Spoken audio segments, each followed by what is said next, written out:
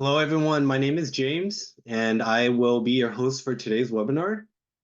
Welcome to Decoding the Selection Process of an Industrial PC Beyond Speeds and Feeds. Joining us today is Moxa's Product Marketing Manager, Shahid Javed. Shahid researches customer needs, technology trends, and digital transformation to ensure that Moxa offers the appropriate industrial PCs to customers. He leverages his experience from renowned tech companies such as Intel, Hitachi, Supermicro, EchoStar, and others. Our first guest speaker is Travis Cox. Travis serves as Chief Technology Evangelist at Inductive Automation, fostering industry relations, promoting innovation, and supporting the Ignition platform through various channels to grow its community. Also joining us is Mo Moore, Manager of Software Services and IoT at Industrial Networking Solutions. With 25 years of experience in SCADA, automation, and IoT, Mo excels in data integrations and edge-to-cloud technology, notably with the Ignition platform and MQTT Sparkplug standard. Some housekeeping items before we jump into our presentation. The webinar is 60 minutes, including time for questions at the end. If you'd like to submit questions, please use that Q&A function.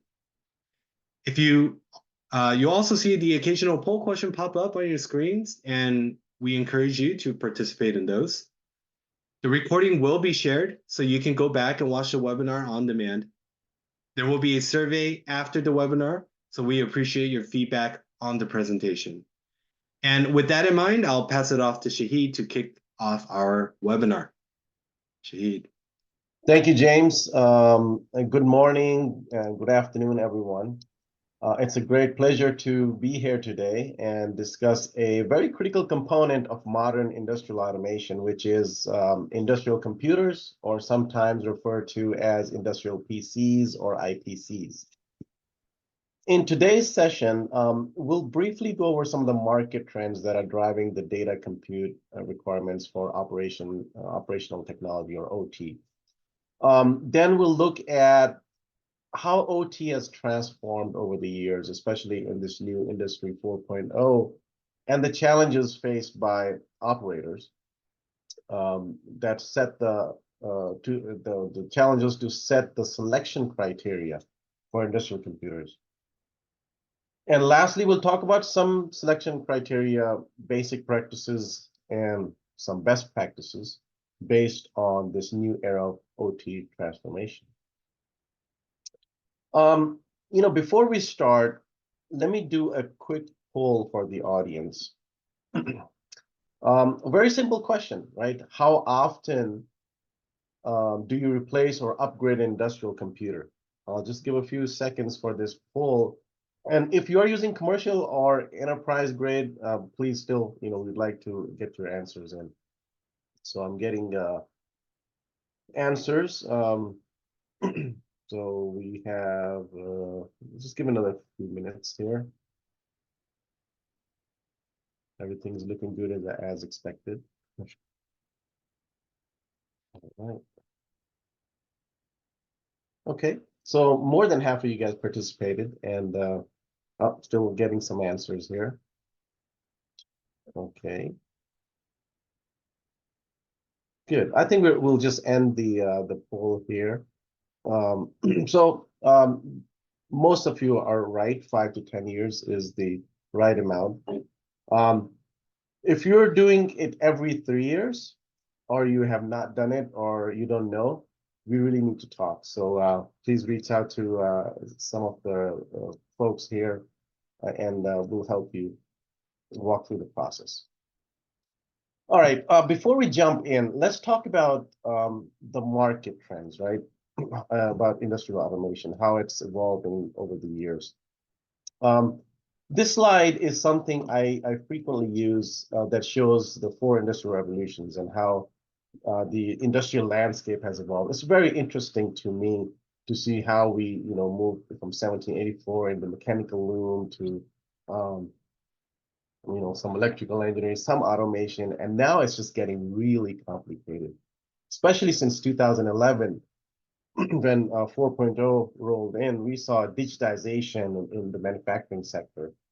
There was demands for enhanced connectivity, right? Data and compute power. And now it's getting, edge and cloud, internet, with blockchain, sensors, analytics, artificial intelligence, machine learning, predictive decision making, predictive maintenances. And we do see a lot of human to machine or machine to machine interactions, which we call H2M or M2M. We're seeing virtual reality in some applications, augmented reality, automation, autonomous vehicles are driving around. We see, renewable energies, battery management, energy management, just a few to mention. So there's a lot of um, demanding activities happening, which are actually helping us and enabling us to make the right decisions. So the trends are, needs for more data. And when you have data, there's a need for more processing or more compute, right? And that's why having the efficient computers is important. And the efficient or high performance IPCs. And at the same time, you want lower power consumption, right? You don't want to have your price of ownership or your TCO to go skyrocket. And we've probably seen many reports on how the market is doing.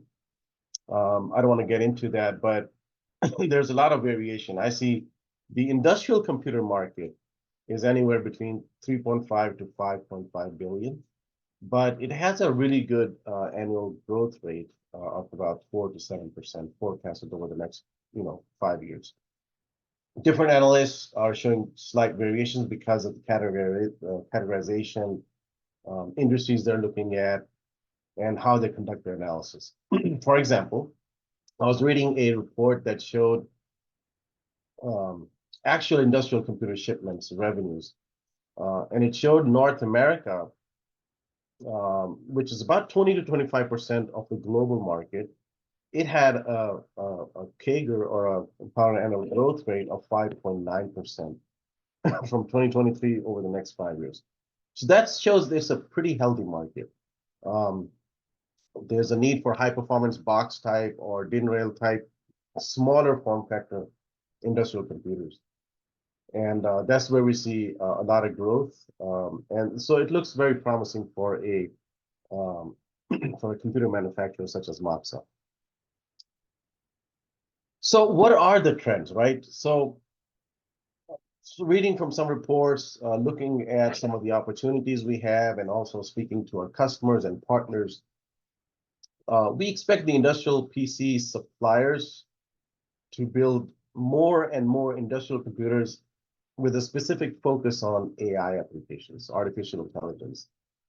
And besides AI adoption and the rise of edge compute or cloud compute, there are several other demands driving the industrial computers, including product diversity. All right, so we have different types of products that are being requested within the OT environment, and several hardware pieces are also being introduced, like serial and parallel devices, managed or unmanaged switches, ports. There's Wi-Fi, Bluetooth, network connectivity devices, and the use of software. And then in addition, digital transformation in OT has enabled hardware and compute retrofits and upgrades.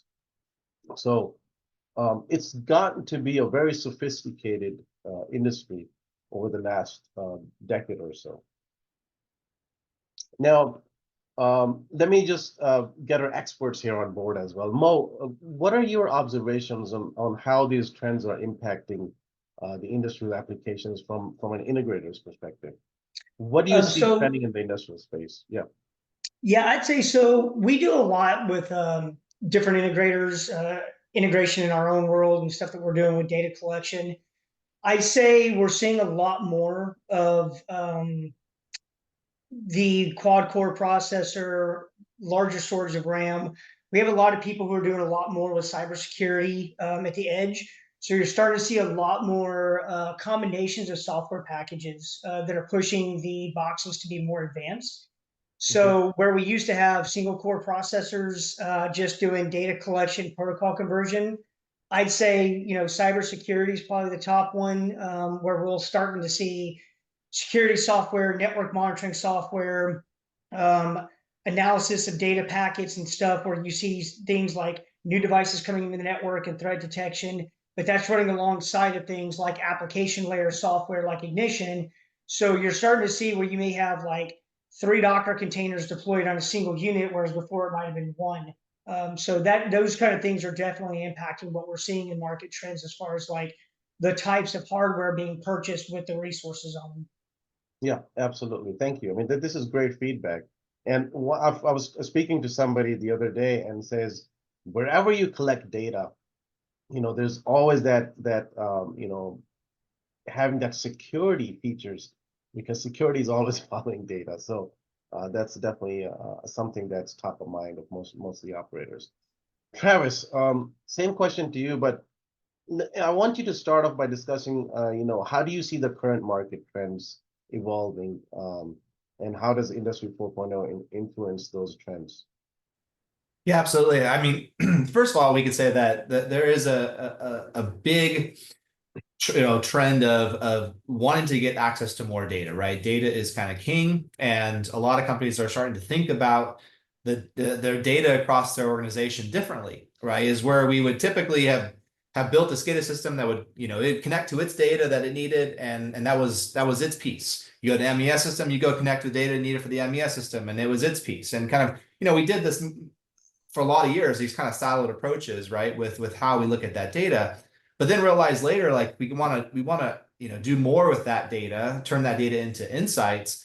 Now we have to get that information from these different systems and then aggregate that up together. Where now companies are starting to think about it in terms of what is important to us as an organization. How should that data be modeled? Where is it actually going to land? And how can we get that data from our OT systems into IT, right? There is that blend of these worlds quite a bit. And in order for that to really happen, that's where you see the demand for, open standards, or approaches where they can use best-in-class hardware and software it's out there. They could put together these big systems. Putting in one big monolithic system is very from a long-term total cost of ownership is very difficult, because you have to replace that whole thing, and there's pieces of it you want to be able to introduce and add to get value, and it's hard to do it that way. So now companies are really looking at their data completely differently, and the idea is we can't have data stranded anymore. We've got to be able to get that information in and use it.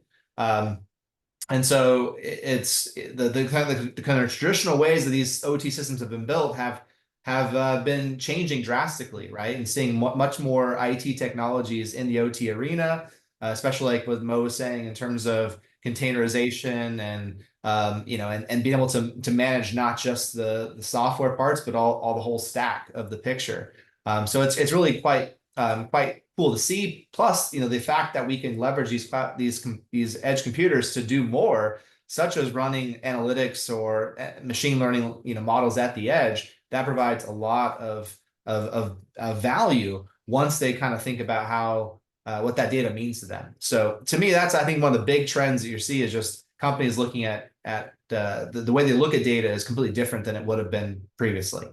Yeah, thank you. I mean, I definitely a valuable perspective from you, because we hear about convergence of IT OT. We hear about IT being dependent on good OT data, right? So, I mean, that's definitely where that whole the industry is moving towards, right? So that actually is a good time to a good segue into the operation. The second part of this presentation is operation technology. What's the topology look like, and what are the transformational challenges that are being faced by the industrial operators today? Now, in x86 industrial computers, they play a very pivotal role and a critical role in the OT topology. The OT topology has several crucial roles, right? There's edge computing, like you mentioned.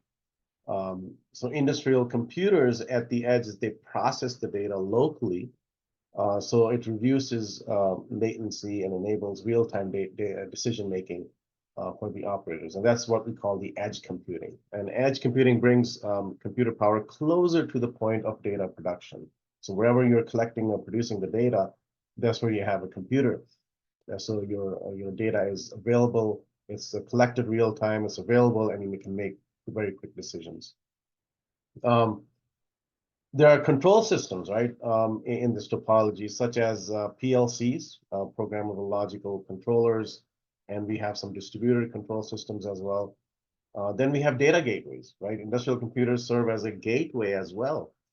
They collect data from sensors and devices and transmitting them to the central system for further analysis. And of course, one of the things that we've seen quite often is the HMI, the human machine interface, where the operators have the interface to monitor and control the processes, right? So you have seamless interaction between humans and machines. So, like we've all talked about, right? Industrial OT is evolving towards greater integration with IT. So there are more connectivity and more intelligent systems that we're seeing. And this integration, it enhances efficiency, but it does introduce some challenges like cybersecurity, right? We mentioned security risks, interoperability issues, right? You have so many devices that are connected to each other. They're processing and collecting data. Are they, seamlessly working with each other? And we do need all the operators that we have talked to. They need real-time data processing, and some also need real-time data decision making based on that data. So there are four basic categories of an OT topology, which are mentioned here. There's a field layer, which is right here in the bottom, where you have some embedded controls, sensors, actuators, and other devices, right? In some places, you see robotic arms as well. In oil and gas, you may see pumps, meters. In energy, you have IEDs, switch gears, and solar panels. So new applications such as battery management, energy management, remote maintenance, predictive maintenance, or decision-making based on big data, they need more information from the plant floor to make the right call. So right here, right here, where you see my mouse here at the bottom of the field there, this is where you have the most of the data. So you have to have all this data collected and then moved into the control layer, where you have the PLCs, or you can have industrial computers here. And as the data is processed, either through a switching device, it goes into the supervisory layer, where you have SCADA, or you have the human machine interface, the HMI systems, or even computers as IPCs. And then from here, it goes up to the enterprise layer. So connecting OT with the IT, and that's what Travis was mentioning, this right here, this area where you're connecting you're collecting your data, you're normalizing it, you're processing it, and you're supervising it or connecting to the IT level. So this is the whole topology of the OT system. And it's really transforming because we have more and more devices collected. We have more and more data being collected. There's the edge, and then there's the cloud. So there's a lot happening in this area. So Travis, let me go back to you again. What do you see as challenges in the OT transformation? If you could just tell us, share with us how you see the landscape, the OT landscape evolving, and the use of x86 or industrial computers in this topology. Yeah, it's funny. We talk a lot about digital transformation and all the amazing technologies that exist in the IT arena, especially in the cloud, with being able to do AI and ML and all of that. But for a lot of organizations, right, they still don't have connected systems. They don't even have operators who have data on their phone or tablet. A lot of the data that they have out there is stranded and not connected through the systems, right? It's stranded to a particular application, or it's not being brought where it needs to be. So it's so funny because there's a lot of promise in what we could do, but the reality is a lot of companies are still trying to struggle with how to get to that next level, right? What does that next level look like? And so this is where, really, if you look at the world, there's kind of two different arenas. You have the brownfield arena where it's all the existing PLCs and devices and sensors that are out there that have been there for a while that we want to be able to bring in and get the data from and use that data. A lot of that is brought into SCADA systems and HMIs. A lot of it may be brought into PLCs, but that arena, there's quite a bit of data that we want to be able to mine from it, along with balancing, bringing in new equipment. So there's great IoT new smart sensors you can bring in that can provide a lot of benefit. Connecting to data that wasn't possible for, especially LoRaWAN and battery powered devices that you can bring in and install very quickly. It's real easy to get access to data for like vibration monitoring or getting temperatures in places or doing tank level monitoring. I've even seen applications where they have, manual valves, and there's these manual valve positions to make sure that they're all in the right position. Right? They put onto these existing infrastructures. So you have I think one of the big challenges, you have this world between all the new stuff that's out there and all the old stuff. And you have to have a strategy, a data strategy that's going to combine those pieces together. And honestly, this is a great use case for edge computing because for a lot of the legacy, if you will, the brownfield arena, you can put an edge computer in front of it, connect to those PLCs and those devices through their native protocols, and do it right at the edge, right? Do it at fast rates, get access to more of that data, and ultimately then publish that data into infrastructure, right? Make that data available up, much like if I were to bring a new smart sensor in, it's going to sit there and publish data into some open infrastructure that we can work with. And so that is, I think, one area that can be very, very beneficial because it's easier to scale, right? We're not having to connect our SCADA system to all those devices directly because you will certainly have scalability and performance issues at some point. But being able to move that to the edge, have that single source of truth where you could build data models, build all that information, and then bring that up through different layers of your organization, that strategy is much easier in being able to get OT data into the IoT arena, right? Which is still going to be a big challenge for a lot of organizations, right? How to do that and how to do that securely. And I could let Mo talk more, about some of the security aspects in those, since he's very well, into that world. But it's I think that's the real big challenge is, again, if we think about data differently, it's how can we put infrastructure in place so that we can standardize on what we want our data to look like and deliver that data to our business, to our infrastructure, where these different applications can start using it.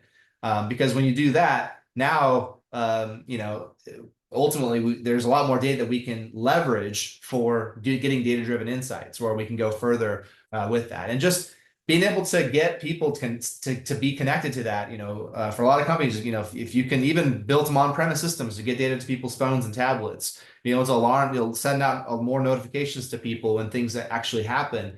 The more connected you are, the more possible those pieces become. So, and what we see a lot are these hub and spoke architectures, right? It's not just one system. There's many things that are being connected together. And open standards are leading the way and making that happen. Standards like OPC UA and MQTT and others that are being brought in are really helping to transform these architectures and allow people to get access to data in a more scalable way. Yeah, thank you, Travis. So Mo, I mean, you're here on the spotlight now. So what do you see as a systems integrator? What kind of challenges do you see with your customers? What are they facing and what are they asking for? Yeah, I mean, piggybacking a little off what Travis said, that interconnectivity is always a big deal. We're actually starting to see now more with the advancement of like x86 processors, devices that have more RAM with the same footprints that they maybe saw on older ARM processor-based units. I'll kind of attack it from the different integration layers that we see it from, and our integration partners, our integrators who actually buy equipment and stuff alongside of us. We're seeing a trend now where let's take the renewables and oil and gas fields, where you have what Travis was talking about, the oil, you have the oil and gas, you have renewables where they're putting stuff in and they're getting legacy technology and connecting it into the footprint of that sort of stuff. But then they're taking advantage of the cybersecurity layer because they have to, because of mandates, right? So you get these mandates pushed down to them that they have to look for intrusive traffic. They have to look for, white lists so they can only manage what people can connect to. But then they take advantage of things like their field operators, right? These new devices have better capabilities in onboard Wi-Fi and connectivity. So they do things like they'll combine something like the industrial PC that has peripherals so that they can have multiple monitors instead of the old traditional single monitor HMI. They can connect to it via Wi-Fi with onboard software that runs security software, so they can whitelist it and make sure people aren't just connecting to it, but it helps the field engineers not have to jump in and out of vehicles, and they can talk to that software remotely from their laptops as they're moving out the field. And then you've got the other side of the spectrum. Take manufacturing, where it's not just edge to cloud. We actually have a lot of customers now who are transforming their architectures. If you look at that PC on the right hand side, the rack mounted one, that used to be reserved as a server class machine, right? Like every time you saw a rack mounted PC, you saw, you anticipated the concept of a server, a very expensive, high maintenance with support contracts and things like that. And you traditionally just routed everything through a fiber network into a single, MCC or major control hub. But we're seeing customers now take advantage of, they do that, but then they quickly find that they've got heavy resources all reliant on a single server. But now with these new PCs, like the rack mounted PCs on the right hand side of that framework, a lot of what you're seeing is, well, now I may have a receiving bin, a receiving area, a packing area, a filling area, different things like that. But they can now take these nice high class machines that are industrialized, put them in the local ICCs, and then they can turn around and use those as data hubs and use protocols like MQTT with report by exception. And now they've reduced the amount of traffic on the network going back to their server systems where they're hosting a major SCADA platform. And then they can also reduce the CPU loads on their servers because they're only returning data that they need to return, and their tag counts aren't constantly being incremented and things like that by putting the data inside in these different buckets of the processing areas and then moving it into the SCADA system. So, and it all really kind of trends back to availability of new hardware with advanced processing and resources. Whereas before, you always just either went with protocol conversion at the edge out in the field, or you just went with the server class machine. They're starting to diversify that footprint more to get better, network throughput, but also resource throughput on their SCADA systems and their operating systems. Yeah, thank you. Thank you. So thank you both, Travis and Mo. Thank you again for sharing your thoughts with the audience here. So Mo, you mentioned, selecting the right hardware. So let's, dive into that. What's the selection criteria? For today's session, I'm primarily going to focus on industrial computers, the x86 computers, because that's the session. But it's really about selecting all the hardware, right? But we're just going to dive into selecting the computers for your OT topology. Before we do that, let's do another poll. James, if you can help us. Just looking for information, what's your top criterion when selecting industrial computers? We have, I think, 3 different choices here. Price, is it performance and life cycle, or lead times?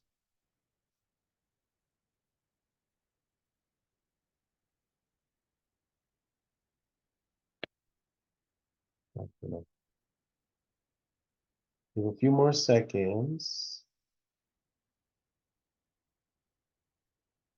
A few more coming in as well.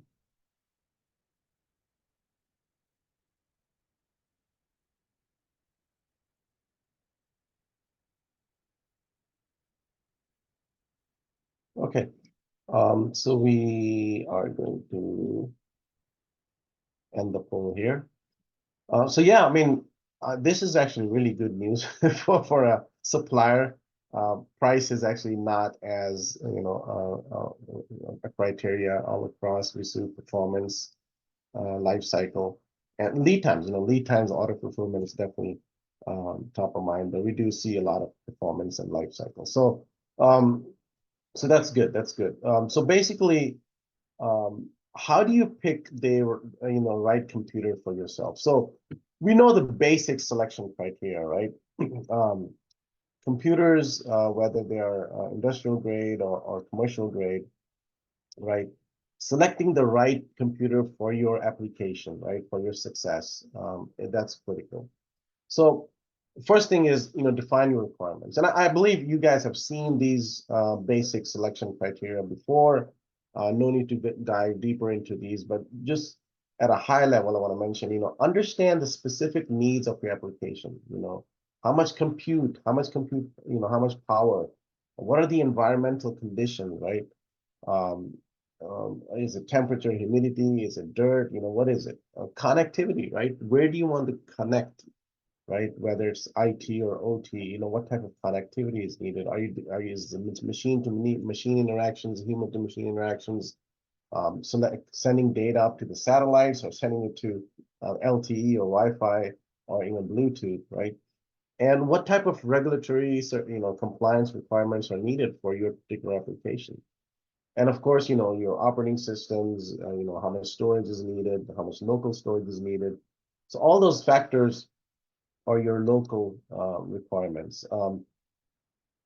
Choosing the right form factor, right? Do you need, what kind of chassis do you need? A smaller box type chassis? How are you going to mount it, right? You're going to mount it, or you're going to put it on a DIN rail type computer. Do you want a modular design where you have a cabinet and it only has certain room, but you still want to keep some space for some I/O expansions as well? So you need to make sure that you have all those factors defined earlier. And the key features really is compute power. The computers, there's so many computers out there, right? And there are so many generations of computers, right? There's 11th generation and 13th generation and 6th generation. There is, Atom processor and Celeron processor, and I'm talking about from Intel perspective, even from ARM. I mean, there's so many variations of processors available that people kind of get lost unless they exactly know what it is. So you got to ask the right questions, right? And I'll go over those slides and how to ask those right questions. Look at reliability is extremely important. We do have, even today, we have customers using commercial grade and enterprise grade computers in their applications, which will probably do the job, but it's not designed for industrial use cases. They may have downtimes more than an industrial computer. They may have, the longevity of the product may not be long enough that it's available for 10 years. It may only be available for 3 years, and then you'll be stuck either buying a new computer or, trying to solve the problems that you have. So you look at your overall TCO. Don't try to save money up front. And I'm glad in the poll, pricing was not your major factors, which is very comforting to us. You look for performance and you look for reliability. One question that you should ask your computer suppliers is MTBF, mean time between failures. Tell us about your computers and what type of MTBF values do you have. Ask them to do benchmarks. There are a lot of free tools out there where you can benchmark different processors.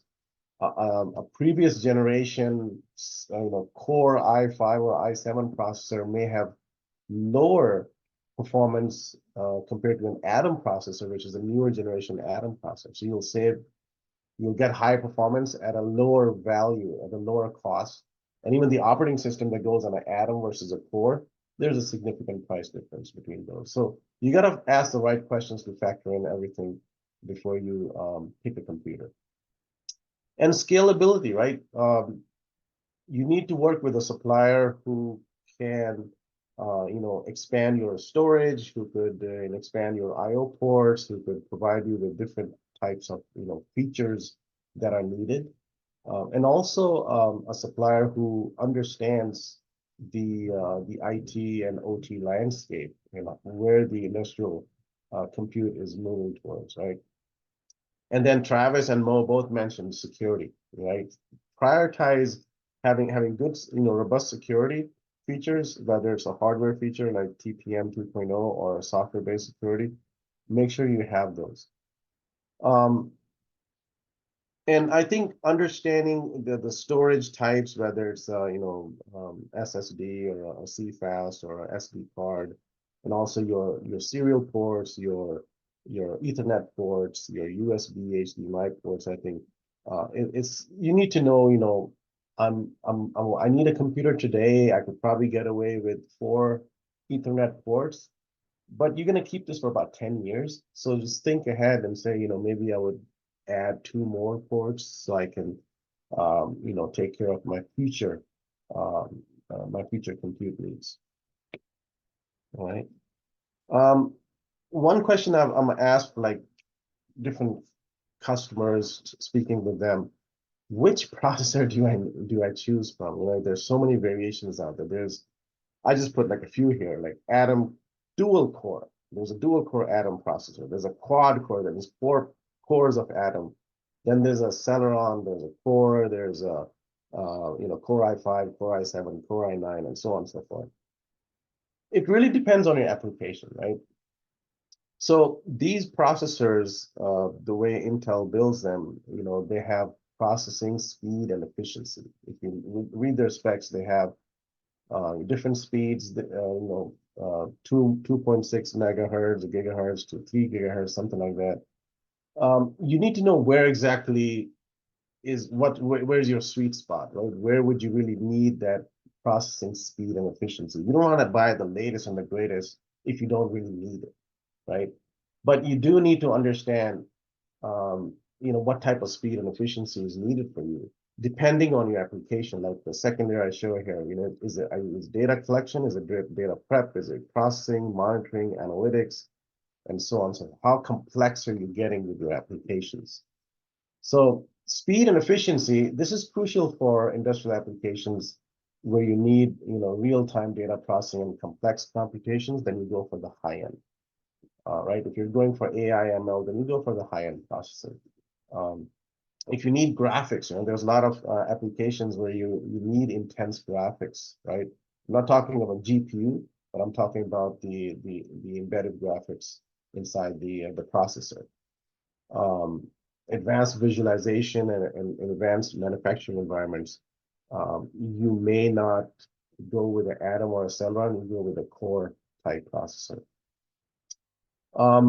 Now, Industry 4.0 requires high level of security, right? We all talk about that to protect against cyber threats. Intel, for example, they have, trusted platform module, TPM, I think TPM 2.0 or something is out there today. So you can protect, the developers can protect select code and data from disclosure or any modification. So it's better protect IP with isolated execution of workloads. So this is a global compliance standard as well. And energy efficiency, really important, right? The higher performance processor you have, the more energy will be, you'll be generating more, wattage of energy. So get your high performance. You kind of have to equate your performance and your energy, because at the end of the day, it's really about the total cost of ownership, right? So you want to make sure that select the processor. If you're selecting different things in a computer, right? The storage and the I/O ports and the operating systems, those are not as costly. The biggest component is really the processor. So you have to select the right processor. That's why I went over this slide, just to kind of lay it out there, like what type of application, and then based on that, you pick the right process speed. That'll save you some good,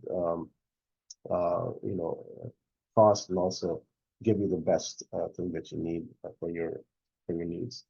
Another thing is really how the supplier has designed their box, right? We talk about fanless.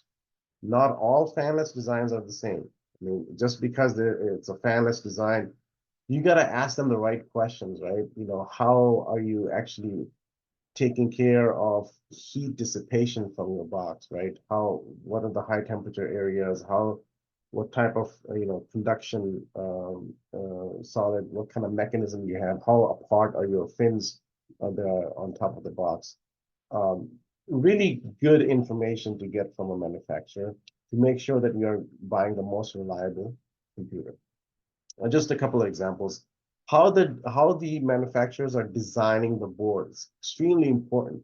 That defines your lead times. That defines the complexity of the board design. Just simply, right? You have either a modular design, which is the one on your left, where you have a motherboard and daughter boards. With daughter boards, you're able to expand your IOs, expand anything, and you can do a quick turnaround for a proof of concept sample, because you're not touching the processor and the chipsets, you're only touching the IO ports. So the design cycle is much shorter. The qualification and the validation will be much quicker, so they can produce a sample very quickly for you. On the other hand, if you have to redesign the whole board for your configurations, it may take twice as much time. So it also saves money for the supplier as well if you go for a mother-daughter board type design. How you test and validate your computers, extremely important. There are different ways of testing and calling, and me being a test and validation engineer in the past life, this is extremely important. How you have your test chambers, okay, fine, but what type of processes are being used to test your part? And this is where you can give a 2-year warranty versus a 3-year warranty. You can give extended warranty options because your part has been through a validation process and a qualification process, and you can stand behind it. You can give 3 to 5 to 8-year warranties because you have done the validation testing right. And this is also a differentiator between picking the right computers for your needs. Just to kind of recap, close this up.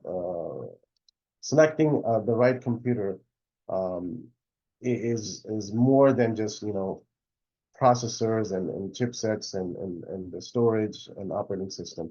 It's really about those things that I mentioned earlier. So selecting the right supplier is very important. Somebody who's truly industrial and has a track record of industrial products and components, who has done not just in computers but also produces switches and ports, etc. Someone who has invested in industrial, has the experience, has a repute of being in the industrial space, and also can customize products based on your requirements. Moa, I'll go to you. I mean, what do you see about what do you hear from your customers? How do you help them pick the right computer, and how do you just walk us through that process briefly? How do you do that with your customers? Yeah, so very similar. The slide that you showed that had storage, RAM, and all those sort of things. Those are always the fundamental questions that get applied. I think what we're doing a lot more now, especially after the last 8 to 10 years of actually going from IoT concepts to real world, it's being deployed a lot now. A lot of what we're doing now is asking more questions around the application layer, and then how they're going to maintain and support it, right? So the very first thing we do is we ask, what are your use case scenarios, right? If you're oil and gas, are you a hub and spoke, right? Are you going to be, what level of IO are you looking at, right? Because we used to just ask the question, how many tags and what rate are you pulling those tags? And then, do you need peripherals? Do you need serial ports? Do you need this? But now it's getting a lot more advanced, like I said earlier, about okay, well, what are your requirements around cybersecurity and what you're running for cybersecurity on that box? What does your application layer need? So what IO software are you going to be running, and what is required from that level? Are you doing scripting? Are you doing analytics? Are you a really good example was we had a customer who said, we're going to be doing some MQTT. And I said, okay, what exactly just protocol conversion things? I said, well, we're also interested in security monitoring with cameras and then doing data analytics with cameras at the edge and passing that data up. And I said, well, are we talking video? And they said, yes. I said, okay, so you're going to do file transfer over MQTT and compress a lot of data at the edge and then bring that back. And they said, yes. It's okay. So now we're talking a different piece of hardware, right? So it's things like that, that it's more about the application of what they're doing. So that's how we scale the device itself at the edge. But then we do talk about things like longevity, right? How many of these are we talking about? And then how many different application platforms are we talking about?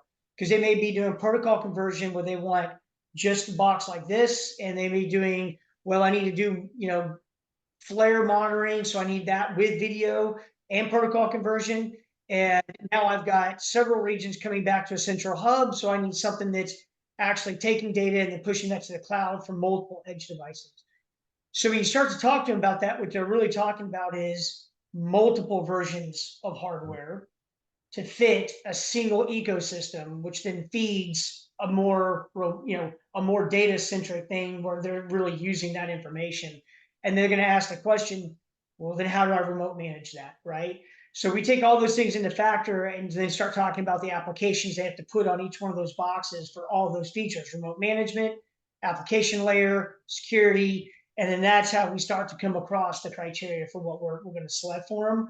And then the very last piece is, how long do you need this, right? So those are all kind of the questions that are coming together now. It's not just how many tags and how fast, right? Yeah, absolutely. Thank you very much. Travis, any perspective from you as a SCADA software provider? Yeah, I mean, our customers are looking for a couple of key pieces, right? One, which has been touched here, cybersecurity is massive. It's important that security is kind of inherent to the hardware and the software they're deploying out there. It can't just be, only in one piece, because then, you can potentially still have vulnerabilities or issues that are happening.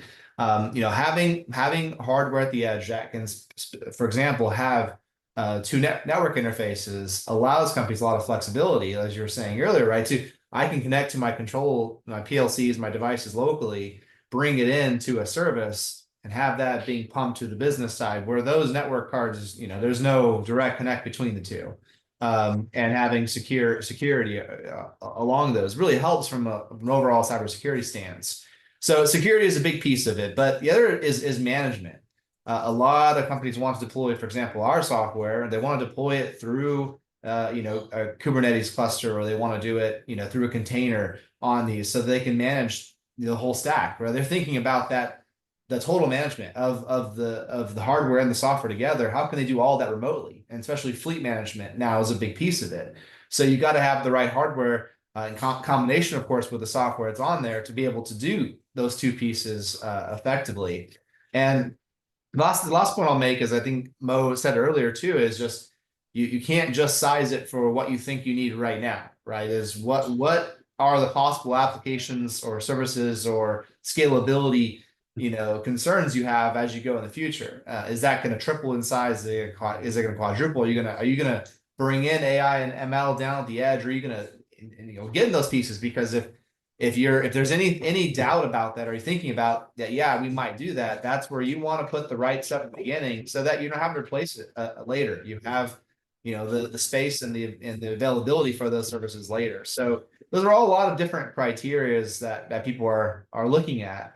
The last thing I'll point out is from an HMI perspective, which has typically always been at the edge, right? And HMI is standalone, or is right in a critical asset or a piece of machinery that you want to be able to run locally all the time. A lot of companies want to be able to have that same functionality, but they don't want to have to go out and manage those things independently. They want them to connect to the rest of the system, manage that centrally, and use that as a point of data that we can bring into the business. So a lot of HMIs are going more to edge computing routes, right? With combination of hardware and software to be able to accomplish that, so they could take advantage of some of these more modern, software practices that allow them for again, better total cost of ownership later and better management. So management is just key. If you're going to put a lot of these edge computers out there, and because you need a lot of them, because there's a lot of value that it brings, it's more things you have to manage, right? And having a strategy around that, having a good plan is really going to help quite a bit. Not just to mention what you need to select in terms of all the criteria you said here before. Yeah, thank you very much. So I think we're at the end of the session, so I'm just going to do one more poll question here, and then we'll keep this up for a minute before we go into the Q&A session. If you like to submit questions, use the Q&A function on top of your screen, and we'll do our best to address those questions as many as we can in this time. Please take a moment to answer this poll. Just if you like, for any of the experts, at Moxa or INS or Inductive Automation to contact you, let us know, and we'll address some of the questions. So I'll keep it up for a little bit. And if you have any questions, please put them in the Q&A session and we'll address those. Okay. Thank you very much. So I'm going to end the poll here. So I have like a few questions, Mo and Travis. Let me just pick one or two. So I just, okay, this is a good one. What role does edge computing play in a customer's digital transformation journey? I think you just touched on this, Travis, just a little bit earlier. Why don't I give this one to you again? Yeah, I think edge computing plays a critical role in digital transformation journeys, and being able to take the brownfield world with all the different PLCs devices that are out there that are going to be there for a while, right? Customers aren't replacing everything, so being able to if you will, do protocol conversion, right? Build these data models and build, connect that data at the edge, bring it up into a business, into infrastructure. That's a huge piece of what a lot of companies are trying to do, along with being able to provide things like local HMI functionality and so on. So to me right now in the journey, it's paramount, especially for scalability. Yeah. Mo, you want to chime in? Yeah, I mean, it's really becoming a lot more feasible for customers because of the edge technology. Whereas before, like I said, you were kind of limited on what you could do at the edge based off what was available in the past. Yeah. COVID brought a lot of supply chain issues, and so now customers are becoming a lot more in tune with suppliers that can actually produce, and suppliers that have gotten really smart about their manufacturing. And what I mean by that, like, you can have a supplier that has 3,500 different models, but if they're not really focused on what the customer needs are in the industries where they have the right amount of the right types of boxes that are somewhat interchangeable, like what you showed earlier, Yep. then that supply chain dwindles real quickly and the customers can't expand their field, right? So when you have customers deploying thousands of these devices, they need to know that A, it's interoperable with the different devices they need. It's B, going to be available, and C, it's going to be long-term sustainable. And I think you're starting to see more of that in the market now, especially with like the platforms that you're talking about. And the fact that we have more resources at the edge is allowing customers to really expand their ideas at the edge, expand manufacturing in different ways, and just kind of do things that they haven't been doing. Because manufacturing, supply chain, oil and gas, chemical, all of those things haven't necessarily been stagnant, but they followed a lot of the same trends over the years because they didn't have the resources to be more optimal. It's changing now. They're becoming more optimal and doing different things because they have the resources at a cost factor that works. Yeah, thank you very much. I'll probably take one more question. Let me see which one from the list here. Oh, let's talk about cybersecurity. I know we hit on cybersecurity a few times here. So it's become a primary discussion topic in the especially in the industrial IoT area, right? How does hardware selection, especially industrial computer selection, factor into the topic, into that topic today from customers' perspective? Which one of you guys will take it, Travis or Mo? Who wants to go first? Travis? Yeah, sure. I could start. I mean, like I said, cybersecurity is well, obviously one of the big hot topics. It comes up in every conversation you have. It's something that every company has to be part of their DNA, right? Thinking about how do we build these systems with cybersecurity in mind, right, from the get-go with the products that we're putting in place. And a lot of what it comes down to is looking at vendors and their due diligence and what they're doing to put products forward that have not only latest and greatest technologies that are in there, things like being able to have latest and greatest TLS technology and so on. That's really important, but also just what they're doing. For example, there's certifications out there like 62443-4-1 and -4-2 that offer quite a bit for a lot of that provide like a stamp that their company is doing everything in their process, and that the product that are going out the doors are certified, and have these things have been thought of. So it's, from our opinion, cybersecurity just can't be an afterthought. It has to be something just built in from the get-go. And edge computing also offers a lot of additional benefits, because you can actually have a more secure infrastructure. While you scale these things out, you can actually protect them down even more. Yeah, Mo, what's your perspective on how does hardware selection factor into the security? Yeah, so I mean, it was really interesting. I'll piggyback a little bit off what Travis said again, that in prior years, you really had to just be on your game. Have you patched the operating system? Have you done the TLS upgrades, things like that? Is TPM supported, for industries that are municipality or infrastructure? But now it's also things like, I touched on multiple Docker containers, one being a cybersecurity package. A lot of these require their processor be x86, for an example, if they want to run certain pieces of software, because they won't run on just a single core processor or an ARM processor. So now that you're seeing those advancements, you're giving IT and OT the ability to work together and put software packages that may not have run on older style gateways will now run on that. And then on top of that, they're coming, it meets the IT's need for being able to run that software, and it meets the OT's need for being industrial and have the resources to live alongside their application layer without impeding application layer. And then the last piece is being what I touched on in the last slide, which is, well, I can pick 3 or 4 varieties of this platform that will scale with my use case in each piece of the line, but I can use the same operating system and software on all of them, right? So now my provisioning, my ability to go to market with my product is as simple as saying, I'm using this one, or this one, because it's going into this area. And oh, by the way, it checks all the boxes in cybersecurity, application layer, and management, right? Yeah, thank you. I mean, that makes some really good points there, Mo. Folks, I think that's all the time we had. Thank you very much. Thank you, Travis, and thank you, Mo, for being with us for the session. I appreciate everyone joining us and hope to see you again. Thank you. Bye-bye.